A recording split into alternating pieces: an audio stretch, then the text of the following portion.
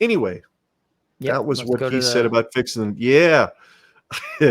Interesting question was posed to Mickey about what the last 48 hours were like for the players and what he did and how they responded specifically to losing the guy that recruited them, which I thought this was a great response.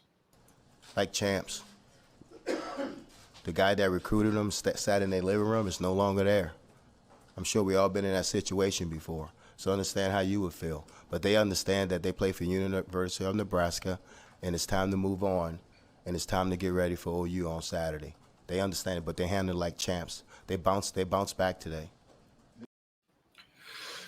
They bounced back today. And he also said later in the interview that they did a lot of tackling in practice today. So awesome. Awesome. Yep. I think, like you said in our last podcast, that there was a couple of people in the media that had stated that when he was introduced as the interim, that the locker room went nuts. They were so happy that Mickey was going to be the guy.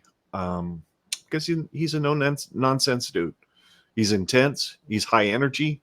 He's going to bring that energy to the sideline. We saw on Saturday night while we were there that the energy was basically non-existent until somebody like Marquise Buford made a couple of interceptions. Then it was pretty bless you.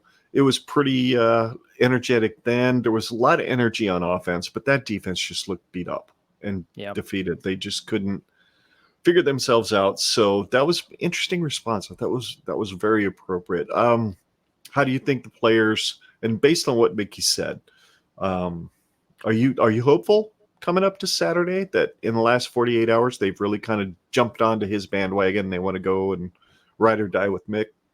I think so. I think mentally, absolutely. I think that there's going to be a mentality shift. Don't know for sure, but I'm pretty positive that there's going to be a mentality shift. Do we actually see results on the field immediately? Probably not. But the mentality is where it starts. That's the foundation that he needs to have his guys start building upon.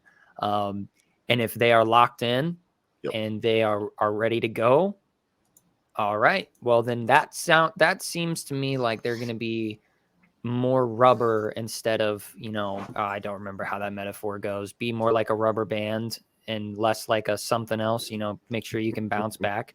Yeah, exactly. Yeah, I don't remember what it's comparison to. I probably only heard that metaphor like once or twice in my life, but be more like a rubber band. Maybe he can instill that mentality with his guys. Like I said, do I think I'm going to see it on Saturday? Like a tangible result? We'll see. Not very hopeful on that, but I think we'll see differences. I just don't know if it's going to be the difference of winning or losing a game. But yeah, that's pretty much at least all my against thoughts. Somebody like number 6 OU, right? Yeah. Maybe it's a difference against somebody like Indiana, but maybe OU. They put up a fight for a while, but which I think is going to happen. But we'll get to that later.